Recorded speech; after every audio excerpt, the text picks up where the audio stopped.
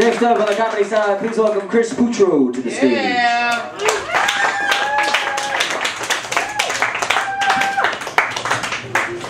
Hey. Oh, fuck, I had a hat in my... The hair's pretty messy tonight, I'm sorry. I brought a hat, but I forgot to put it on. But people are telling me a hat makes me look like a child. So guys, here's my pet peeve of the week, the term drinking the Kool-Aid. You're familiar with the terminology, it goes back to the Jonestown mass suicide back in the 70s. Drinking the Kool-Aid usually means, following a charismatic leader, accepting everything he says, without question. It's used a lot in terms of politics, and I especially hate when it's used in reference to Barack Obama's followers. Because, let me clarify something, not every Barack Obama follower is black. Alright? So the Kool-Aid reference there... That was a creeper, wasn't it? Not every one of them, You can, it's 2010. Please wait until you know the color of somebody's skin before you judge them. Guys, do you like, you know this product Just for Men? The hair coloring thing. You see these commercials. I'm 41 years old. I'm starting to get a bunch of grays up here. So I finally used Just for Men. I tried it for the first time. I actually didn't use it on myself. I was helping Josh Adam Myers dye his bush. Because he's starting to get a... that was for the comedians who know who Josh is. He left early, which is why that joke totally bombed. He has a Frederick Douglass thing going on down there. That's his joke. Those laughs get credited to Josh. That's one of my favorite jokes. I try to get him to do that more. No. I like the commercials for Just for Men.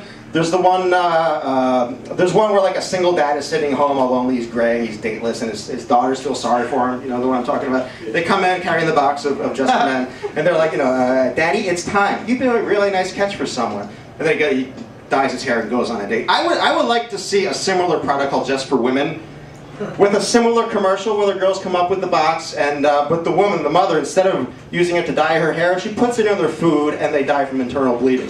Because this now makes her childless and therefore dateable once again.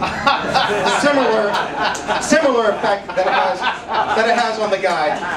The commercial ends, she's boning some guy, the girls are looking on from beyond the grave. I'm glad we did it.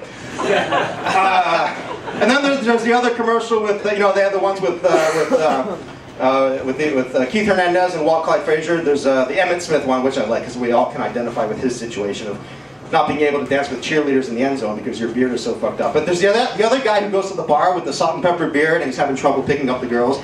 And they're commentating on him like, ooh, rejected, no play for Mr. Gray. And then he dyes his beard and then he gets some play. Unfortunately, the commercial doesn't, it's actually a two-step process. The commercial doesn't explain it fully. Yes, if you have a salt and pepper beard, step one is to dye the beard, let it dry. Step two is to shave off the goddamn beard. Who the fuck is going out to a bar trying to pick up pussy with a full fucking beard?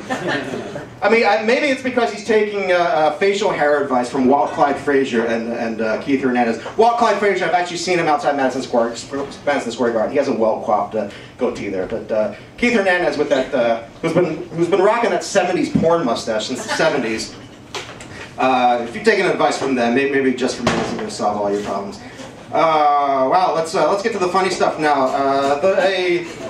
How about those Lakers? Yeah, that's good. It's a mixed crowd because most of us who are not from LA don't give a fuck about the Lakers.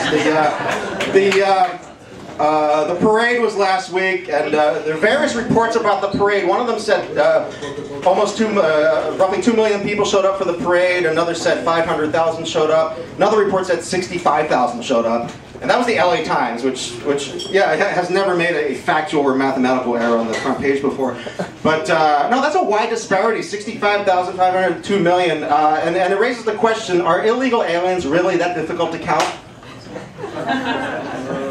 I mean, the census, I understand they're not going to come to the door and answer it. But if you're in a helicopter, you should be able to tell if there's 2 million cholos down there or 65,000 cholos. And yeah, that bit gets laughs elsewhere. It didn't get laughs here because I could tell from the first couple comedians here tonight that this was a dead room. In fact, I will be so bold as to say, this room is so dead. How dead is it? This room is so dead. I've seen more signs of life in Randall Cunningham's hot tub. Anybody, it was in the news today. His 2-year-old son drowned in a hot tub. I've seen more signs of life in Randall Cunningham's hot tub. Yeah, I just proved my point. ChrisPutro.com, you guys have been great, thank you. Give it up for Putro! Read the news when you get home, you'll get that.